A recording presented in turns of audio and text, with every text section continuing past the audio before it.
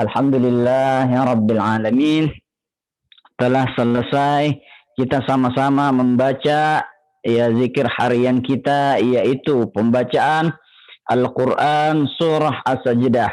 Mudah-mudahan dengan barakah ya bacaan surah As-Sajdah ini kita senantiasa terhindar ya daripada segala godaan setan. Ya, karena salah satu faedahnya ya yang tadi kita baca adalah kharru sujada wa sabbahu bihamdi rabbihim wa hum la yastakbirun. Konon itu adalah ayat yang membuat ya iblis ketika dibacakan itu mereka menangis. Sebab teringat dosa-dosanya dulu ya ketika disuruh sujud mereka tidak bersujud, ya itu adalah penyesalan terbesarnya iblis kelak di yaumil qiyamah nanti. Semoga kita terlindung dari golongan mereka. Bismillahirrahmanirrahim. Hari ini kita akan membahas tentang bahaya meninggalkan sholat. Kemarin kita membahas keutamaannya, ya keutamaan melaksanakan sholat 5 waktu di awal waktunya dan juga dawam. Artinya terus-menerus continue di awal waktu. Itu ada 9 hal kata Sayyidina Utsman. Bagi yang ketinggalan bisa cek di YouTube saya namanya Ziki Habas. Nanti dilihat judulnya yang kemarin atau searching aja di YouTube. Judulnya apa? 9 keutamaan ya menjaga atau memelihara sholat. Hari ini kita membahas tentang ukubahnya ya akibat buruk bahaya meninggalkan sholat. Bismillahirrahmanirrahim. Allahumma salli wa sallim ala sayyidina Muhammadin al-Fatih lima ughliq wal khatimi lima sabaq nasiril haqqi bil haqqi wal hadi ila siratikal mustaqim wa ala alihi haqqa qadrihi wa miqdarihi al-azim. Subhanaka la ilma lana illa ma 'allamtana innaka antal alimul hakim. Rabbi syrah li sadri wa yassir li amri wahlul 'uqdatam min lisani yafqahu qawli birahmatika ya arhamar rahimin. Ya, tentu ya kalau bicara pahala ada juga dosanya. Ada basyirah wa nadhira, memberi kabar baik dan juga memberi peringatan, ya memberikan kabar buruknya. Ini semata-mata bukan untuk menakut-nakuti, tetapi tujuannya adalah untuk ya memperingatkan kita, peringatan diri kita, warning bahwasanya kalau kita meninggalkan sholat, apalagi sholat wajib, sholat fardu yang 5 waktu, nanti bakal begini akibatnya. Saya mengutip di dalam kitab Irsyadul Ibad ila Sabilir Rasyad karya Syekh Zainuddin Al-Malibari. Ini kalau kita tahu beliau adalah juga musannif, pengarang kitab Fathul Mu'in fikihnya. Kalau Irsyadul Ibad ini tentang adab-adabnya, ya keutamaan-keutamaan fadilah-fadilah ya ibadah dan lain sebagainya. Di dalam menjelaskan hal tentang keutamaan salat dijelaskan ya bahwasanya ada 15. Ini banyak nih. Ada 15 hal yang akan diperoleh seseorang bila dia meninggalkan salat. Bismillahirrahmanirrahim, dikatakan di dalam kitab tersebut, wa man tahawana 'anis salati, dan barang siapa yang melalaikan, meninggalkan, tidak melaksanakan salatnya, aqabahullahu bi khamsi asyrati uqubah. Ya, katanya kalau meninggalkan salat maka Allah Subhanahu wa taala akan memberikan uqubah, hukuman, punishment. Ya, hukuman berapa? Bi khamsi asyrati, 15 hukuman. Yang dimana semuanya itu terbagi menjadi beberapa bagian. Khamsatun fid dunya, 5 punishment, 5 hukuman akan diterima di dunia. Wa salasatun 'indal maut, dan 3 hukuman nanti akan ada ketika menjelang sakaratul maut. Wa salasatun fi qabrihi, 3 hukuman lagi adanya di dalam kubur. Ya, wa salasatun 'indal khuruji minal qabri, dan 3 hal lagi nanti hukumannya di akhirat kelak. Jadi ya 15 itu terbagi-bagi ya. Ya 5 hal ya di dunia, 5 hal di dunia, 3 hal itu ada di menjelang sakaratul maut, itu 8. Ditambah 3 lagi di dalam kubur, 11. Ya, 11 ditambah, ya ada lagi indah khuruji minal qabri. Ya, yang pertama selanjutnya dikatakan ini yang 5 hal dulu, yang 5 hal di dunia. Apa saja itu?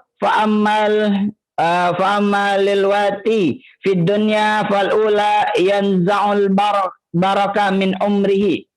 Ini dikatakan ya 5 hal yang kelak akan didapatkan orang ya akibatnya jika meninggalkan sholat di dunia itu ganjarannya. Yang pertama yanza'ul barakah, maka akan diambil keberkahan daripada umurnya. Ya, maksudnya apa Pak Ustadz? Ya, kalau keberkahan itu ya makna berkah itu adalah ziyadatul khair. Apabila ya kita senantiasa melakukan kebaikan.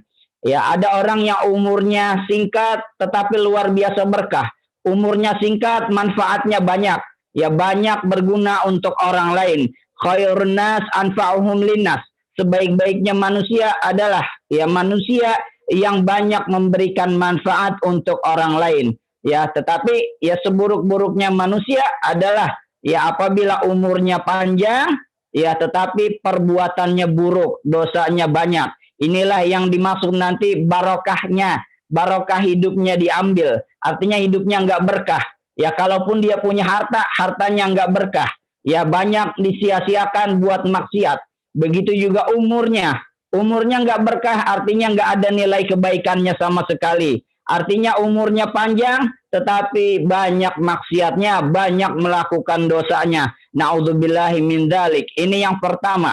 Ya, maka dari itu kita hindari sholat. Kalau sholat kita baik, umur kita akan berkah. Ditambah keberkahan di dalam umur, ditambah keberkahan di dalam rezeki kita. Itu yang pertama. Masih ada lagi wasaniyah yang kedua, yamhi sima'is salihin, yaitu apabila orang ya lalai akan sholatnya, senantiasa meninggalkan kewajiban sholat 5 waktunya, maka perlahan-lahan akan dihapus tanda kesolehan dari wajahnya. Na'udzubillahi min dzalik. Ya, makanya kalau orang suka meninggalkan sholat, ya tanda wajah nur, ya nur kesolehan wajahnya yang merupakan ciri dari orang-orang soleh itu dihapuskan perlahan-lahan hingga nanti ya wajahnya terlihat ya menjadi suram, gelap dan tidak ada nur cahaya wajahnya. Selanjutnya yang ketiga, ini berhubung banyak maka saya singkat-singkat saja. Yang ketiga ya akibatnya di dunia apa itu? Wasali satu, kullu amalin ya'maluhu la ya'juruhullahu. Ya, segala amal perbuatan yang dilakukannya apabila dia tidak sholat, ya maka tidak akan diganjar pahala oleh Allah Subhanahu wa taala. Artinya percuma kalau dia sedekah banyak, tiap hari sedekah, tetapi enggak sholat, ya sama saja tidak ada nilai kebaikannya. Sebab apa? Yang membedakan orang mukmin, yang membedakan orang Islam dengan orang kafir, orang yang tidak Islam adalah sholat. Ya, sebab kalau puasa, orang non-Islam juga ada puasa. Ya, orang Islam sedekah, orang non-Muslim juga sedekah. Ya, orang Islam ya melakukan kebaikan ya di keluarganya dan di masyarakatnya. Orang non-Muslim juga sama. Tetapi yang membedakan salah satunya, satu-satunya yang menjadikan pembeda adalah sholat. Kita sholat, mereka tidak sholat. Oleh karena itu, ya segala amal perbuatan ya yang dilakukan oleh orang yang tidak sholat, maka katanya ya tidak akan ya bernilai apa-apa di mata Allah Subhanahu wa ta'ala. Itu yang ketiga. Ya, saya ulas lagi. Yang pertama adalah ya umurnya tidak berkah, yang kedua adalah dihapus tanda kesolehan dari wajahnya, dan yang ketiga adalah setiap amalnya tidak ada nilai kebaikannya di mata Allah Subhanahu wa taala. Selanjutnya yang keempat dikatakan warabi'atu la yarfa'u lahu du'aun illa sama'i. Ya, yang ke berapa tuh? Yang keempat katanya doanya tidak sampai ke langit. Ya, boro-boro dikabulkan, sampai ke langit aja enggak. Ya, akibat apa? Dia tidak melaksanakan sholat. Ya, jadi kalau kita sholatnya doa kita mau makbul, doa kita mau cepat dikabulkan, urusan kita mau dipermudah, rezeki kita mau dilancarkan, kita mohon kepada Allah, ya jelas kita harus melakukan sholat. Percuma kita enggak sholat, ya tapi kita mohon yang banyak-banyak kepada Allah, doanya dikatakan tidak akan sampai ke langit. Na'udzubillahi min dzalik. Selanjutnya yang kelima, yang terakhir ya, yang di dalam hukumannya di dunia dikatakan wal khamisatu laisa lahu hazzun fi du'a'is salihin, dan dia tidak akan mendapatkan bagian ya dari doanya orang-orang yang soleh. Artinya apa? Kalau orang-orang soleh itu biasanya doanya doa yang umum. Misalnya Allahumma gfir lil muslimina wal muslimat. Kan sering tuh ada yang doa begitu. Ya Allah, ampunilah dosa-dosanya semua orang-orang muslim, orang-orang yang mukmin, yang laki-laki dan yang perempuan. Itu semua orang mukmin dapat ampunan dosa itu kecuali orang yang enggak sholat. Ya makanya dia enggak dapat kebagian ya bagian dari doanya orang-orang yang soleh. Sesama muslim mendoakan bagian ya doanya seluruh orang Islam di dunia dapat kecuali yang enggak sholat. Ini luar biasa. Baru di dunia balasannya sudah luar biasa. Itu 5 hal. 5 hal ya yang didapatkan ya akibat orang tidak sholat di dunia. Selanjutnya ada lagi 3 hal indal maut, yaitu ketika menjelang sakaratul maut, ketika menjelang wafatnya seseorang. Ini ada 3 hal lagi akibat dia tidak sholat. Wa ammal ladzi tusibuhu indal maut, ya dikatakan, dan adapun yang akan menimpanya nanti kelak ya ketika orang itu sakaratul maut, apakah falula, maka yang pertama annahu yamutu dzalilan, adapun dia mati dalam keadaan yang terhina. Na'udzubillahi min dzalik. Maksudnya adalah mati dalam keadaan yang terhina, mati bukan dalam keadaan yang husnul khatimah. Bisa jadi mati dalam keadaan yang sedang bermaksiat. Na'udzubillahi min dzalik. Mati dalam keadaan terhina. Ya, sebab apa? Setiap orang akan mati berdasarkan rutinitasnya, kebiasaannya. Kalau orang biasa sholat, biasa sujud, maka insya Allah matinya nanti kelak akan di dalam keadaan sujud. Ya, maka dari itu kalau kita mengharapkan husnul khatimah, kita mengharapkan nanti meninggal dalam keadaan yang baik, maka kita rutinkan ya melakukan perbuatan yang baik, amal-amal soleh rutin. Barangkali itu nanti ya kelak kita dijemput dalam keadaan yang seperti itu. Banyak sekali buktinya orang-orang soleh, ya para guru-guru kita, ya para ulama meninggalnya dalam keadaan sedang mengajar, meninggalnya dalam keadaan ya sedang membaca Al-Quran dan lain sebagainya. Masya Allah, ini begitu indah. Ini karunia Allah subhanahu wa ta'ala, husnul khatimah. Sedangkan orang yang meninggalkan sholat, senantiasa bermaksiat, bisa jadi meninggal dalam keadaan sedang mabuk, meninggal dalam diskotik. Betapa sering kita lihat. Na'udzubillahi min dzalik. Semoga kita terhindar dari keadaan mati yang seperti itu. Itu yang pertama. Katanya annahu yamutu dzalilan, meninggal dalam keadaan yang hina. Wasaniyah, yang kedua yamutu ja'ian, yaitu meninggal dalam keadaan lapar, ya dalam keadaan kesusahan, ya kesulitan untuk dirinya sendiri.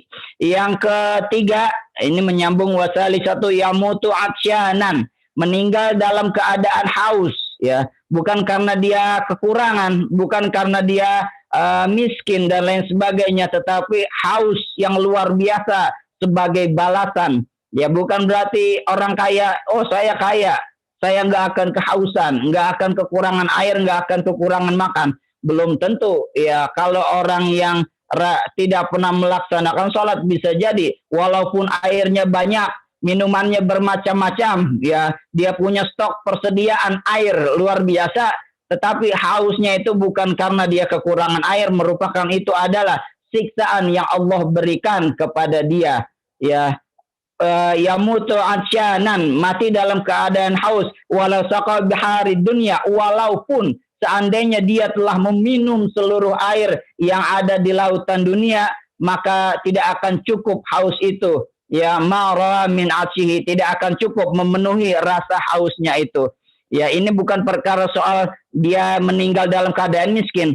Orang kaya bisa juga meninggal dalam keadaan kehausan, yaitu haus bukan karena kekurangan air, tetapi haus memang karena Allah ingin memberikan rasa sakit yang luar biasa menjelang ajalnya. Na'udzubillahi min dzalik.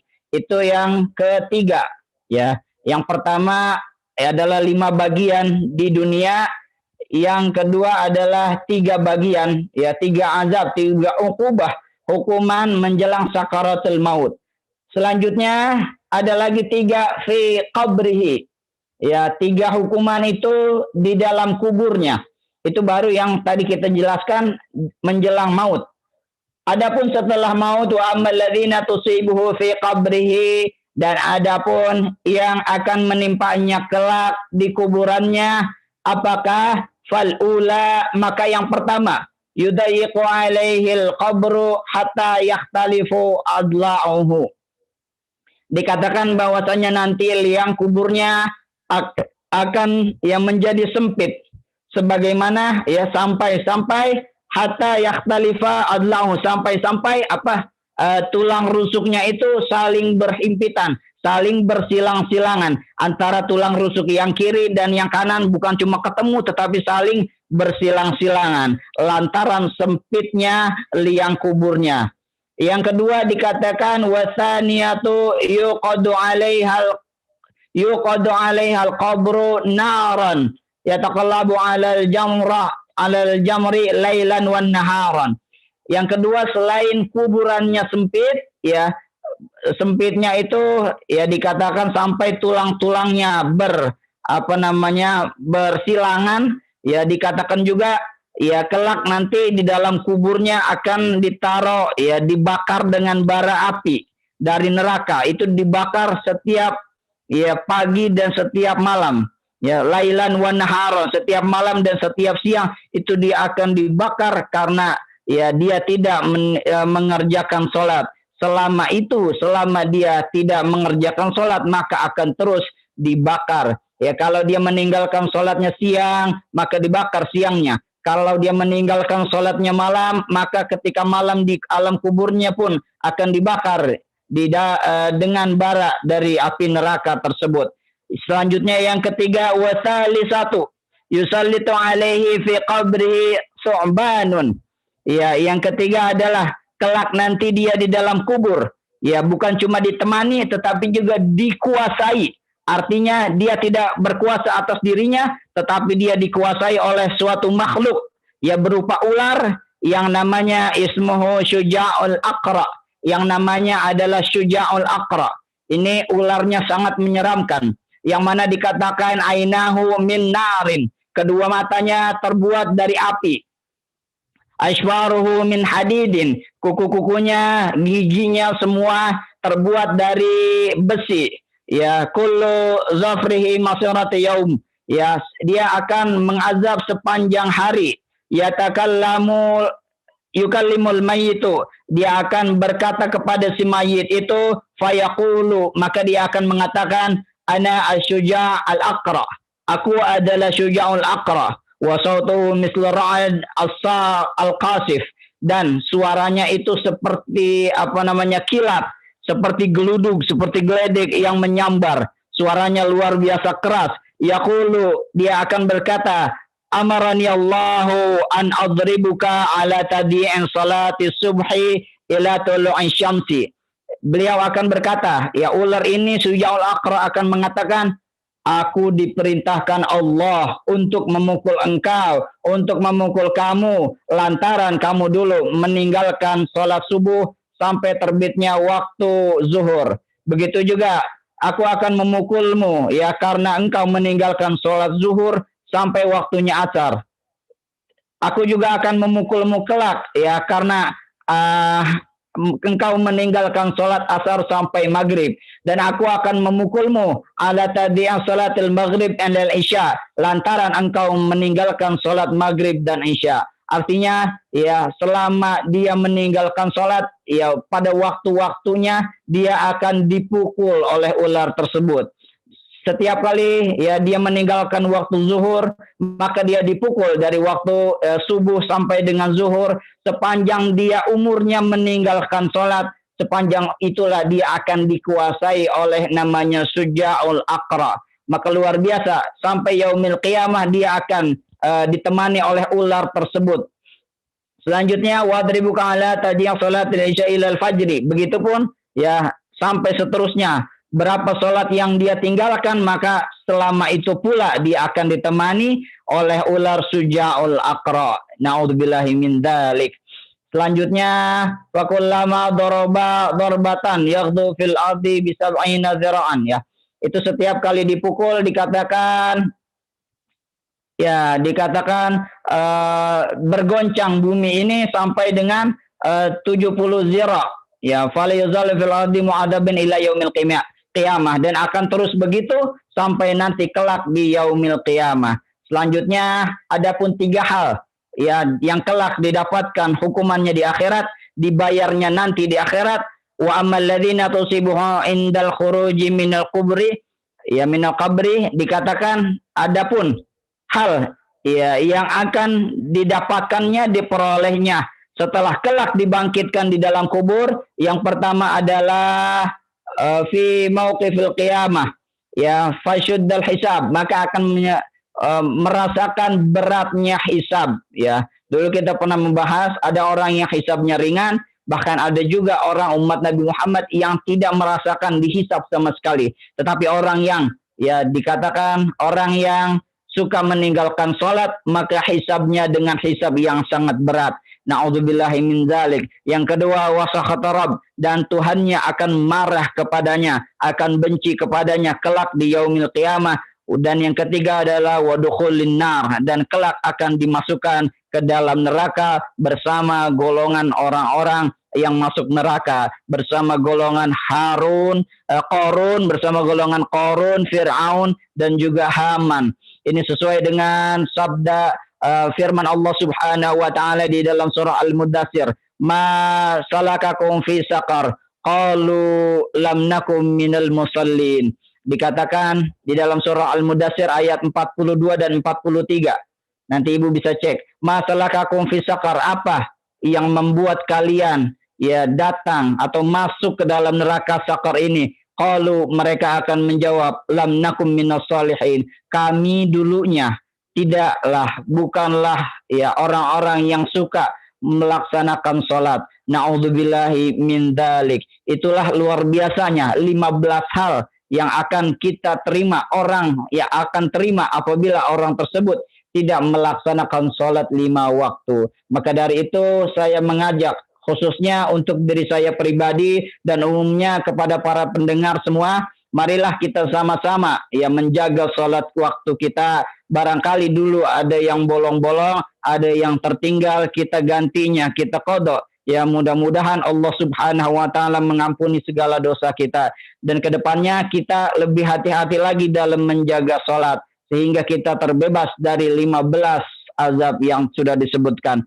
Billahi taufiq wal hidayah. Ya, nanti malam akan tetap dilanjutkan oleh akhinal kiram. Ya, wassalamualaikum. Nanti sore jam 5, ya, bukan maghrib, ya. Nanti berhubung ini malam Jumat akan dilanjutkan sore jam 5 sampai dengan jam 5:30 oleh akhinal kiram Al-Ustaz Ahmad Fahrul Razi. Kurang lebihnya mohon maaf. Wassalamualaikum warahmatullahi wabarakatuh. Waalaikumsalam warahmatullahi wabarakatuh. Syukran Ustaz. Waalaikumsalam. Ya, sama-sama semua. Alhamdulillah, alhamdulillah.